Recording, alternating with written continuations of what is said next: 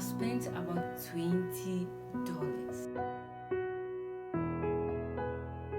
Welcome to my channel. My name is Olivia. If you are new here, you are welcome. Make yourself comfortable. If you are a returning subscriber, nice to meet you once again. So in this video, I'll be attempting to make a dress form. Is it possible? Yeah, it is. Frankly speaking, I had this plan for years, but I think this is the right time. What is a dress form and why do we need a dress form? Dress form is a form made in a human structure for dressmakers, for designers, for tailors to be able to drape, to be able to put their progress, their design progress on it and see how far it is going, if they will have to make a change, or like it gives you a view of what you are doing. So I have my materials here. The first plan was to use this material. I got it from a thrift shop. I think a yard was about 35 cedi. I decided to test the material. I realized that it got dirty. I'm no more interested in using it for the dress form. I'll definitely use it for a tutorial. I'm putting this aside and I have a black material here. I decided to go for black because I realized that at least black will not be so much dirty. Speaking about dress form, what do we usually see on dress forms? They usually have lines, at least the important lines like the bust line, the under bust, the waist, the hip. That means you need to use a contrasting color. So I intended to use white on the black. See that, but while sewing I intend to use matching thread. I can't sew without interfacing. I have interfacing here. It's also black. The interfacing is just going to give the fabric stability. I'll fuse the interfacing to the fabric first and then I'll go ahead to add wadding. It's 1 yard and it's long. I intend to also add cap. I got a foam as well. We'll move on to the pattern. The most important thing is the machine. The only way I can help my machine to help me is to get a needle, a bigger needle. I'm going to use a size 16 needle. The normal one is 14. I wish I could even get 18 so it could sew the thicker parts. I'm going to go ahead and iron the fabric, cut out everything, fuse the interfacing, and then we'll begin to sew. I've added 1/2 inch allowance to all my patterns and just marking the important lines, notching them as well. This will help me to be able to join them together and also highlight the important parts. So I'm going to move on to iron the interfacing.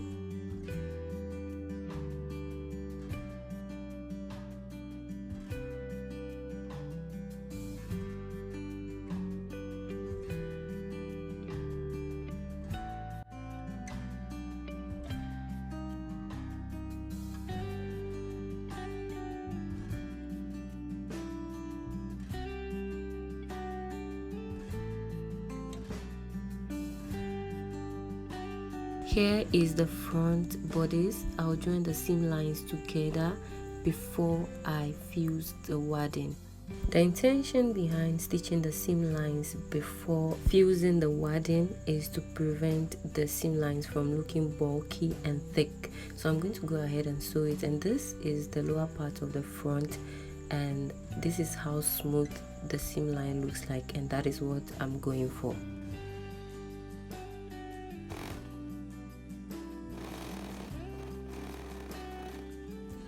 I'll move on to work on the caps by picking them and joining them together, first with pin and later with an actual stitch.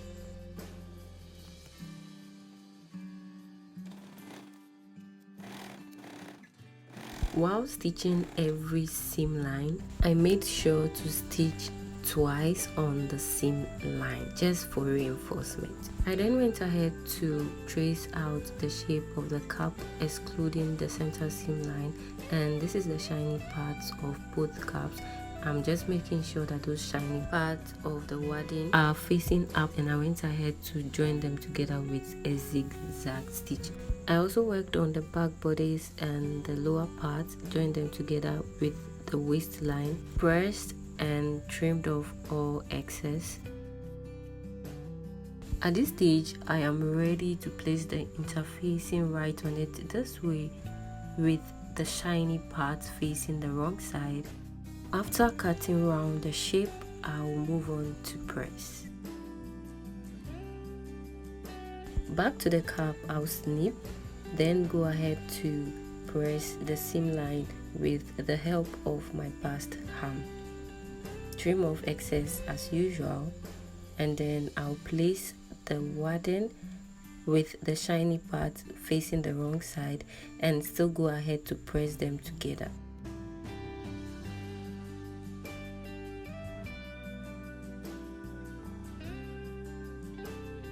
This process is similar to cap corset. This is the front bodies. I excluded all joining allowance of the wadding. This is also the cap. I'll pin them together, notch round the cap area, and then after fixing, this is how it looks like. I'll move on to also work on the other side of the cap.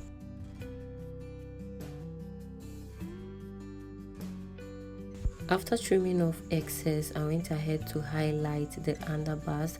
I meant to use white thread. I guess I forgot, but that's fine.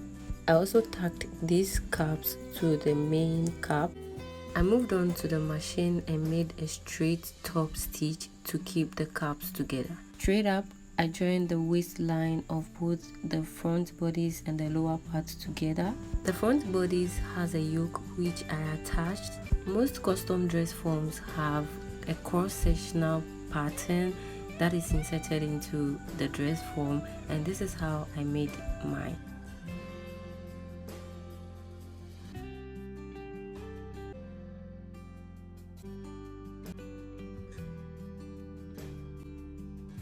This section is the center back, while the other part is the center front.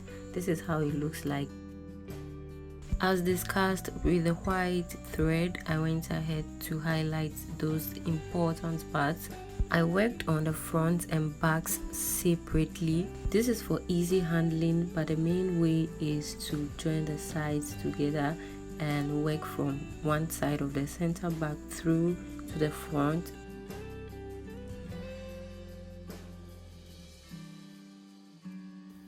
So far, this is how we are looking like. It's kind of making sense, but I just pinned the front to dress form. I just pinned it to it to see how far. What I'm going to do is to join the front to the back. The back piece, this is one, the other one is also there. So I'm just going to pin the sides together and join it, and also join the shoulders. And this is for the neck. So after joining the shoulders, I'll just pin it from the center. This is the center notch. I'm also thinking of introducing a cap sleeve, just about maybe 1.5 inch going this way. So whenever I add a sleeve to an outfit and I put on the dress form, it will kind of stand. The shoulder side will stand. What do you think? Should I have made use of gold thread for the detailing so it will just match with the gold here, or just having the gold and the white makes difference?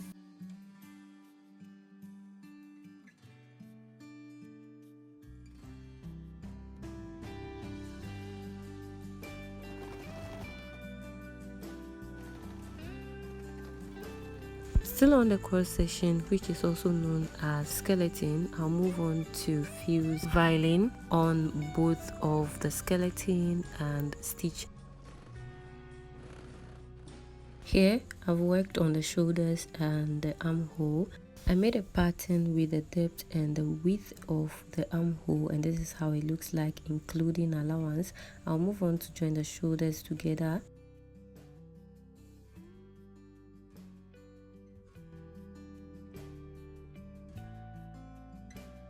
This is the cap sleeve, which will be joined to the armhole.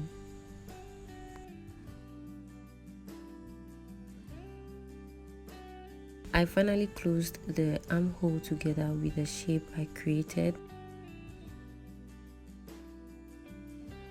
After stitching, I snip through and trim off excess. This is how it looks like. Next, I'll snip or notch the neck area. This way, I'll have the neck in a straight form. This will allow me to attach the neck piece to the main neckline.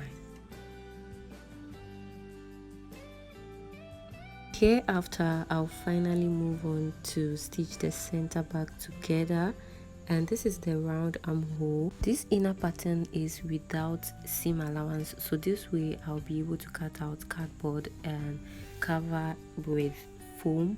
With the initial pattern I created with allowance, I went ahead to cut extra 2 pieces, one for each armhole. I went ahead to stitch and left a space to insert the cardboard and tack the rest together. I actually hand tack around. I later remembered that I had to work on the base, so I inserted a pillow into the dress form and then mark around the circumference. This is the easiest way I could do this. Then I went ahead to reshape it nicely.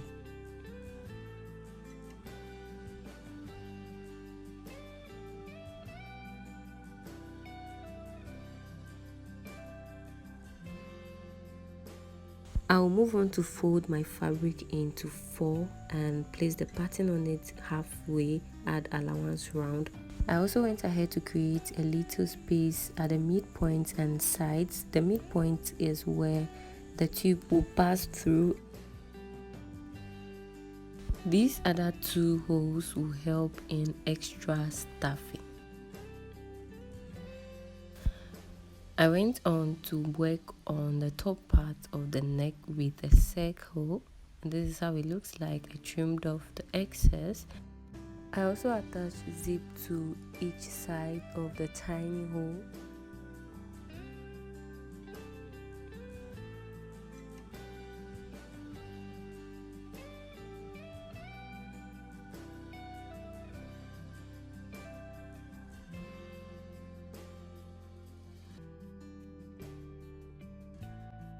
This is what it currently looks like.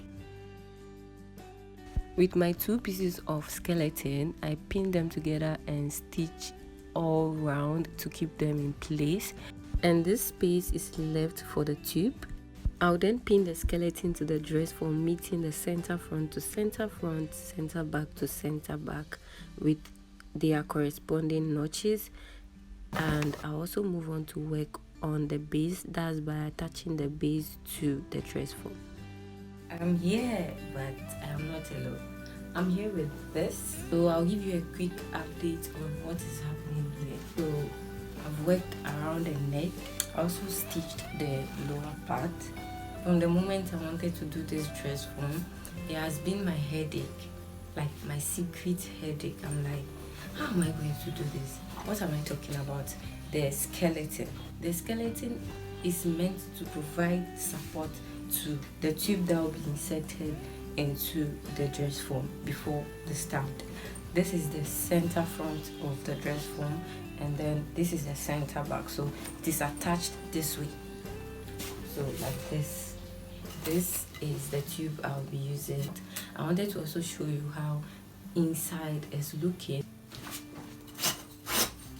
So it's going to be like this. I made it in such a way that it will end where the neck, the front neckline was to end. So this excess, I can decide to even cut it off. It's not needed, should I? I'll leave an excess at the top. It's not really needed. Connect it to the center back. Perfect. Let's talk about the stand. So here is the stand. Actually, I have a standing fan in the room. Okay, so this is its stand.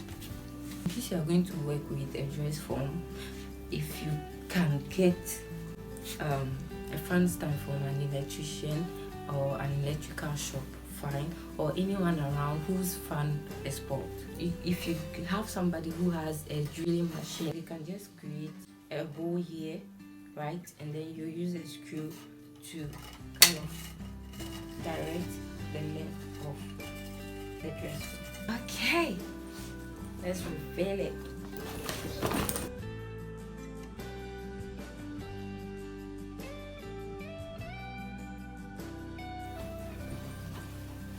Yeah, so this is it.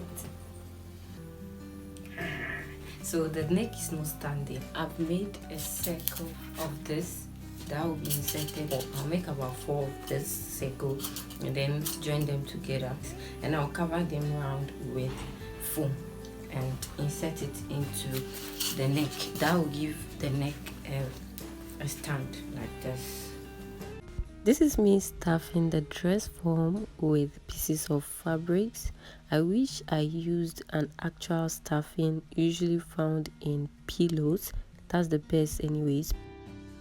Just as we attach a fabric base to the dress form, it also needs a support. So I went ahead to cut the cardboard with the pattern piece I had.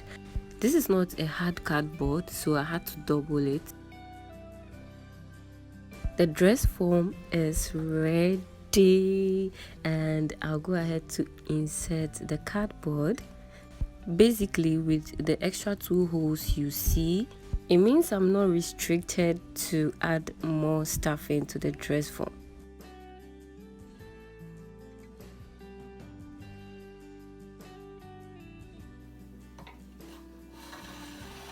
Good. Here we are done. This looks so much good. I tried draping and it is giving a good vibe. That's the main purpose of having a dress form for draping. It just did what it's supposed to do. It served its purpose. Let's talk about the total price I used for this whole thing. The book is here. The fabric is 70 cedis. I also spent 70 cedis on interfacing. The fabric 2 yards, the interfacing 2 yards. I also bought wadding, which was about 50 cedis, right? I bought foam, which is also about 55 cedis, 50 to 55 cedis. Caps, by then the cap I bought was 15 cedis. Yeah, I didn't buy the pattern. I made it myself. The printing, which is really optional, but the printing, this and the neck cost 20 cedis. The stuffing, I used scrap fabrics. As at now, I've spent about 200 cedis on this dress form, which is about $20. That's really low. All the same, thank you for joining me on this journey. I so much appreciate your time. Please let me know what you think in the comment section. Do like this video, subscribe, share to a friend to just watch and be inspired to also make or just enjoy watching. Turn on the notification bell to be notified whenever I upload a new video. Thank you once again for joining me. I will see you in our next one.